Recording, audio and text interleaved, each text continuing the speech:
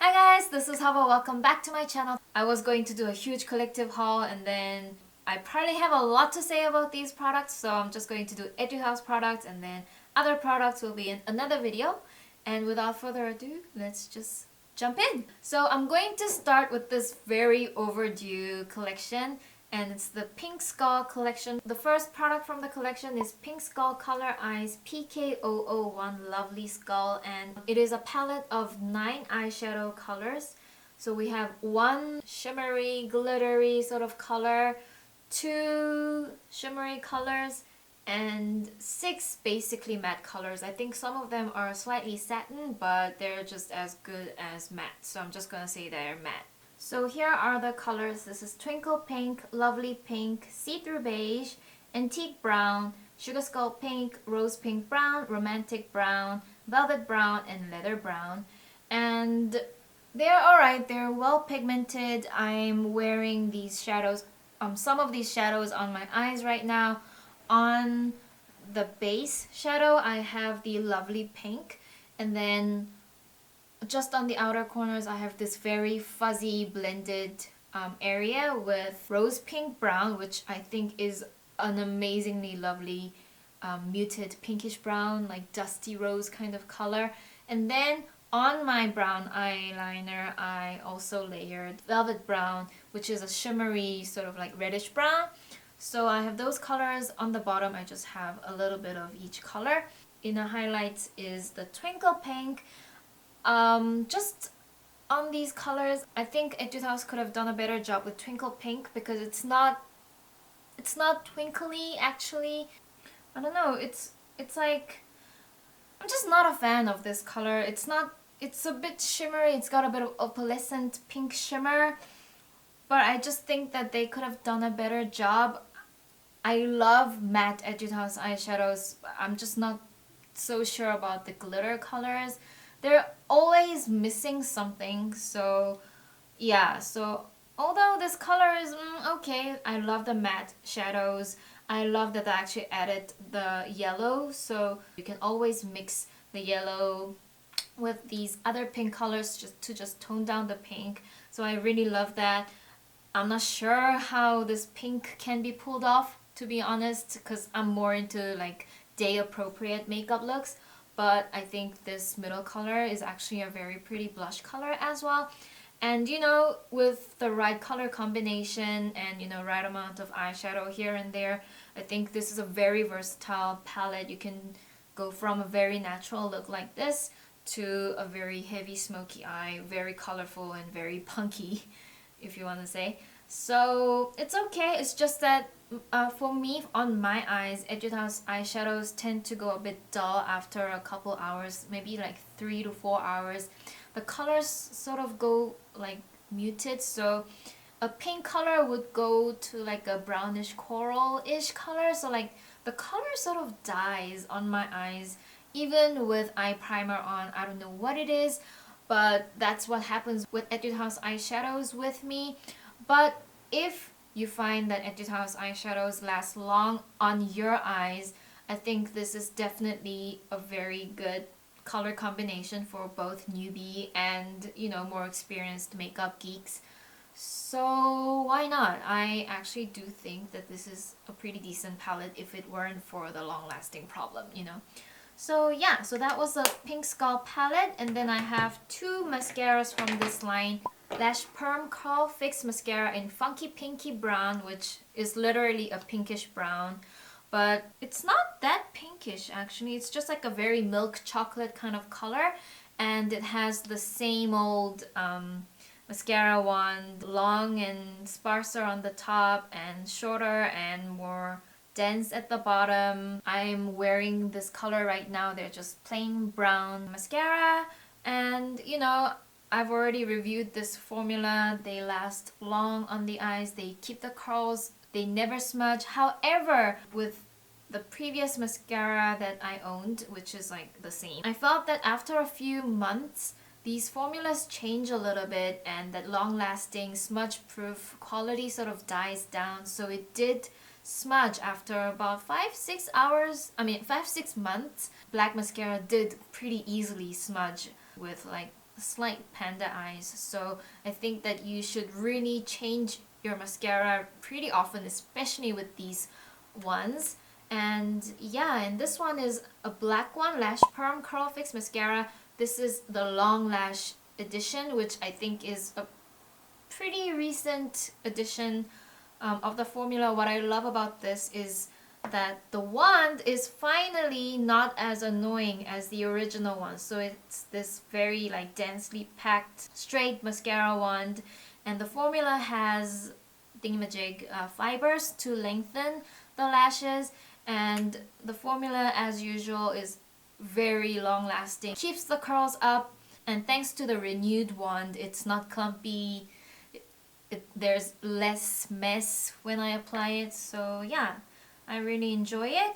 But the long lash version, I've seen it in a new packaging with the newer collection, and that one is so much cuter. And from the same collection I have, this is Pink Skull Cream Blusher, and it's a very like buttery kind of blush with this amazing dusty pink color. It's slightly too dull for my cheeks, I feel, but if you have, you know, slightly medium skin, or you know, if these like colors work for you, it'll look so gorgeous. I just had to have it because I love these dusty rose colors. And it comes with this puff. As you can see, it's not a fluffy puff, it's like it's a coated kind of puff. And yeah, no mirror, by the way, no mirror. And then I bought these new Balm+Color Tint. I get that it's supposed to be a very innovative kind of design.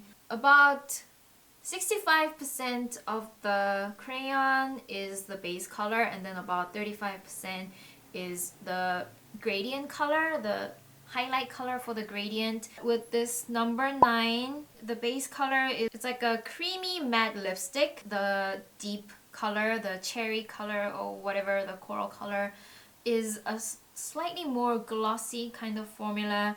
On the bare lips, I didn't like how they swatched because it's not exactly layerable. It just keeps wiping off the color, so that was a bit of a put down. But for some reason when I was doing the swatches on camera, it actually worked, so whatever. So if you like the color, maybe just get it. And then the other color is number 1. It has this pink lip balm that is about like 65% of the crayon, and then 35% of the crayon is also like a glossy-ish lip crayon of this pinkish orange, and it's a nice color combination. It would have been nice if the base tint balm color wasn't so pink, but I do get that most tints tend to be very, very pink, and it seems to be something that can't easily be controlled. And then the next product is from the latest collection, the holiday collection, My Little Nut, and this is, oh my gosh, so cute. The packaging just sold me. I had to get it. When I went through the other products, it just didn't feel like a must. I was especially very curious about the liquid highlighters, but I didn't like the shimmeriness of them. They were a little bit over the top. But this is what the palette looks like. Excuse this color, but I will have a video clip. This color just fell off on me, and it just says enough, I think. The color itself, I feel that they are a little too red. There's no neutral brown or any neutral color to balance out the redness, which I thought was a pity actually, because you know, in a palette like this, you expect to be able to do a whole eye look with just this on its own, but every single color is so red except for the middle base color. That's okay, that's like a apricot kind of matte color, but all the other colors are a little too red. Maybe this one is more blackish than red, but still, I was a little bit disappointed, and also because they're more red than brown. I wouldn't say the pigmentation fades off, but the color itself, the color becomes dull on my eyes. So after 3 to 4 hours, I looked at my eyes and they were pretty much dull, like looking all flat. The fresh colors had all faded out. So yeah, for me, this one is just a collector's item. Very cute packaging. I really appreciate the packaging, but that's sort of like the only thing I appreciate about it. So if you're, if you love this packaging and you just have it like me. And if you love the color, that's even better. Good for you. Oh, and I forgot to mention about the color that actually fell off. It's like a purplish color. Didn't work on me, so yeah. And then I have more permanent products. These are base makeup products that I picked up from Etude House. This is the Any Cushion Cream Filter. So it's a compact base makeup product with this tight mesh net covering this like cream base makeup product, cream formula inside it. Basically, consider this your CC cream and you won't be disappointed because it has barely any coverage, but it does have just enough coverage to even out your skin tone. But some people might have expected better coverage because that's what people use foundations for. The thing is, it doesn't specifically say that it's a foundation. It's very vague. Cream filter. Like, what? Yeah, anyway, the shade is in beige, which is like a yellowish ivory. It's slightly lighter than my skin tone, but it oxidizes a little bit, so it sort of matches my skin tone after a while. I give this 5 out of 10 because I don't want to be like so harsh, because it doesn't say that it's supposed to have a good coverage. It doesn't say that it's a good coverage foundation. Covers up a little bit, so I wouldn't say that they're lying. So it's very strange, but if I had to give you any tip on using this, is not to use this puff that comes with it. I find that this is the worst tool, maybe after your fingers. Using your fingers for this is not going to, it's not gonna work. Plus, it's gonna be messy. So what I recommend is using makeup blending puffs, something like this one, and just use it to apply it. It works so much better, has better coverage, is actually more moisturizing, less drying than the puff that comes with it. They actually have a matching brush. So this is the brush, and the brush is alright. It gives better coverage when using this brush, but obviously if you want a seamless application, you're gonna have to dab off the strokes anyway. So yeah, this is a very strange product for me. I just think that the packaging is so cheap, you guys. It's not funny. Like this hologram, when you see it in real life, it's cheap as fuck. After about a week of using it, I found that there's this little gap that forms. Sometimes it doesn't even close, and it's not anything that's stuck in the lid. It just wouldn't close. I mean, it's just so cheap. But it's not cheap, like price-wise. So that was a bit of a put-off. And the last product from Etude House is this double lasting foundation. Mine is in color beige, same color as the morning cushion.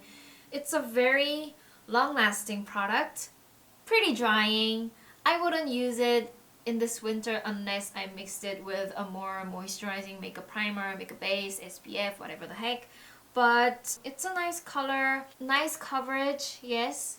If you have oily skin, you will probably like it. I don't recommend it for the winter because no matter how oily you are, if you walk outside for more than an hour, the wind is going to strip you of moisture, and this is one of the products that will be more than happy to help the wind strip your skin of the moisture. So yeah, unless you mix it with a, I don't know, I've already listed those things. But yes, it does last long. It did oxidize a little bit. There is a little bit of darkening, but I wouldn't say it's severe. So it's not a bad product if you live in a humid country or you have super oily skin and this is in your budget range. Give it a try. It's not a bad product at all. It's actually quite nice. And that's it for my Etude House haul, collective haul. I hope you guys enjoyed watching it, and I'll see you guys in my next video. Bye!